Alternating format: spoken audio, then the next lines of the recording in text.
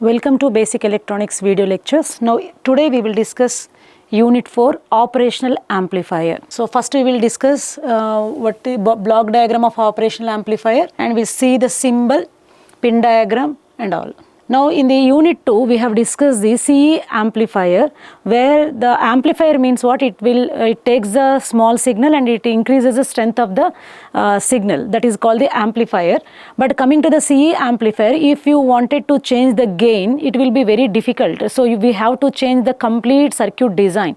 Now in the case of amplifier, by changing a single resistor, which is called the feedback resistor, which is external resistor connected from output to the input. So by changing this resistor value, we can change the gain.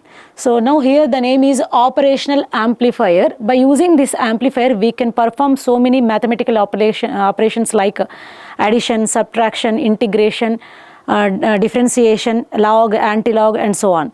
But in this syllabus, we are going to study the adder, subtractor, integrator, differentiator. Now before going to that, we need to study the inverting amplifier and non-inverting amplifier. So for that we have to study the block diagram and pin diagram, symbol, and after that we will study the amplifiers. Now here this is the block diagram of operational amplifier.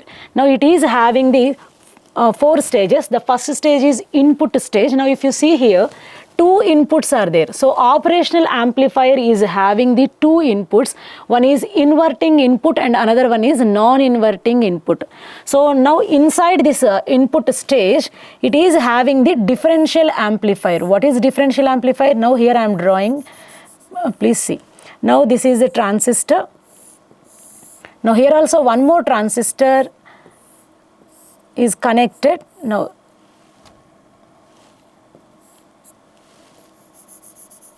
both the collectors are connected to the plus VCC. Now this is, I am taking it as a RC1 and this is RC2. Now here the emitters are shorted together and applied to the minus VEE. Here we are applying the negative voltage. Now this is called the differential amplifier. It is having 2 inputs. One is a inverting input and another one is a non-inverting input. Non-inverting input. Now here we can take the output at collector 1 and output at collector 2, or in between. Difference of these 2 collectors is called the output. Now here there are 4 types of differential amplifiers are there. The first one is dual input balanced output.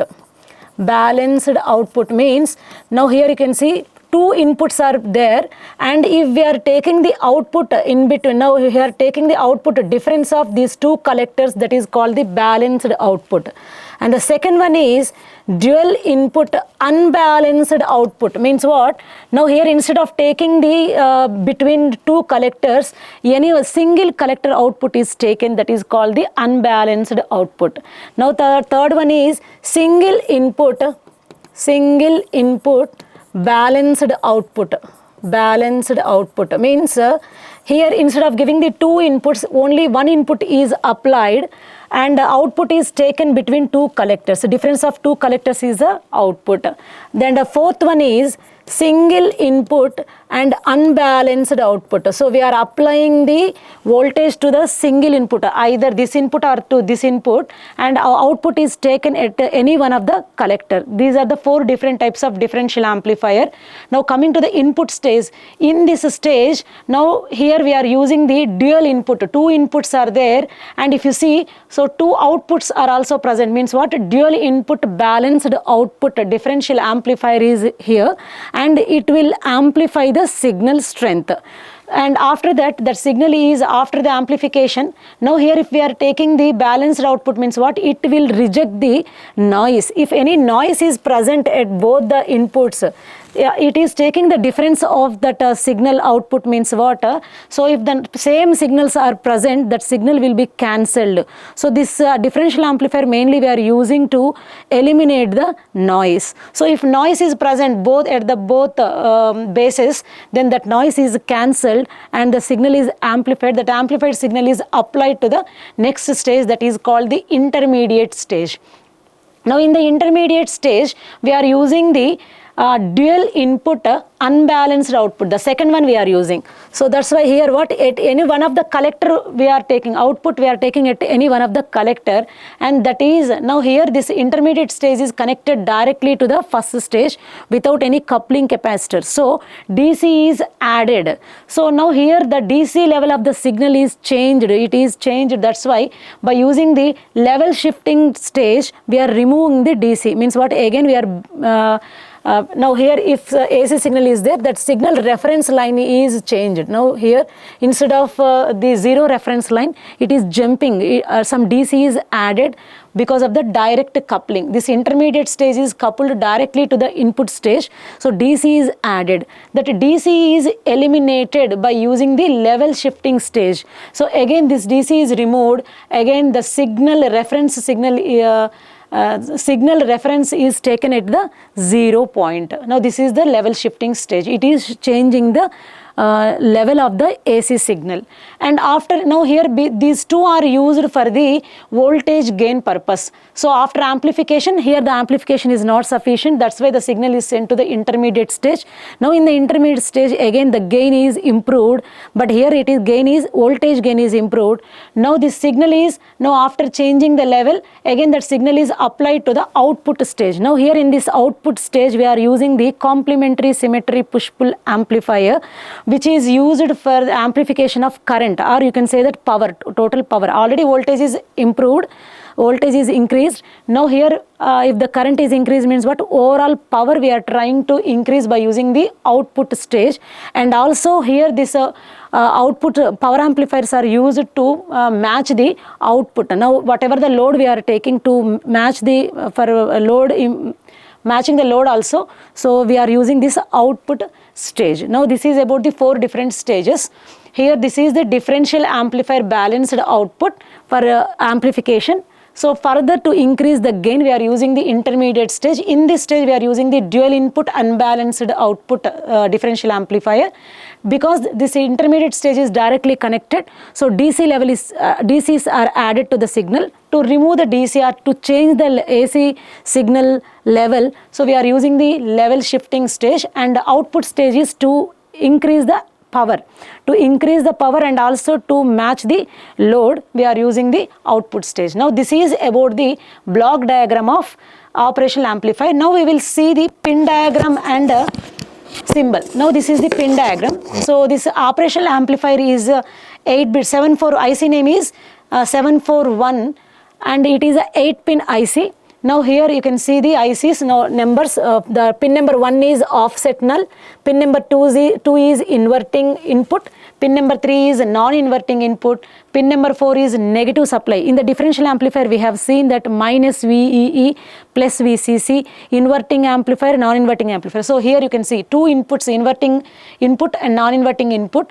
This is the negative supply minus VEE, and this is the positive supply plus VCC, and here 6th is the output, and here 8th pin is not connected, no connection. So and pin number 5 and pin number 1 is for the offset null. What is offset null, what purpose, I will explain in the characteristics. Now this is about the operational amplifier pin diagram, and we will see the symbol next. Now this is the symbol for the operational amplifier. So here we are showing only input inverting terminal, non-inverting terminal, output, and plus VCC minus. Now here this is nothing but what, minus VEE, and this is plus VCC. You can also take it as a supply, or you can also denote it as a minus VEE and plus VCC, and output. This is a pin number 6, this is pin number 4, this is pin number 7, and this is pin number 2, this is pin number 3. Now 8 we are not using, and 1 and 5 for the offset null purpose, that I will explain later. So this is about the symbol for the operational amplifier. So after the pin diagram, now we will see the ideal characteristics of operational amplifier. Now any amplifier, we measure the input impedance, output impedance, voltage gain, bandwidth. So these are the common factors. Now how the specifications for the operational amplifier, ideal characteristics of the operational amplifier we will see. Now here for the ideal characteristics, now operational amplifier input impedance is infinity and output impedance is 0 and voltage gain is infinity, bandwidth is infinity, and common mode rejection ratio. Now common mode rejection ratio means what? When we are applying same signals at the two inputs, then it has to reject the complete signal. So if we are getting 0 output, then that is a good system. So now here how much the common mode rejection ratio means what? Infinity. It is, now here the common mode rejection ratio is defined as CMRR is equal to, so differential gain to the common mode gain. When we are applying two different signals at the input, what is the gain? And when we are applying common signal, then at the time what is the gain? It is taking, and it is the ratio of differential gain to the common mode gain. If both the signals are same, that time output must be 0. If the denominator is 0, then the CMRR we get infinity. This is about the common mode rejection ratio. Means what? So how much noise it is rejecting, that is nothing but a common mode rejection ratio. Now coming to the slew rate.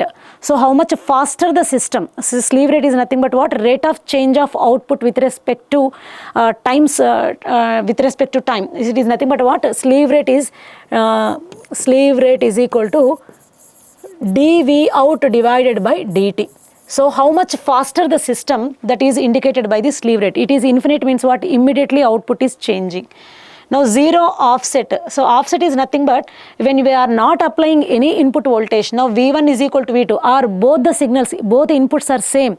That time output should be 0. So this is the ideal characteristics. 0 offset means what? We are not getting any output when the both inputs are common or both inputs are grounded. That time output must be 0. And characteristics do not drift with temperature. Temperature effects are very less. Now these are the ideal characteristics of the operational amplifier. In the next lecture we study the AC-DC characteristics of operational amplifier. Thank you.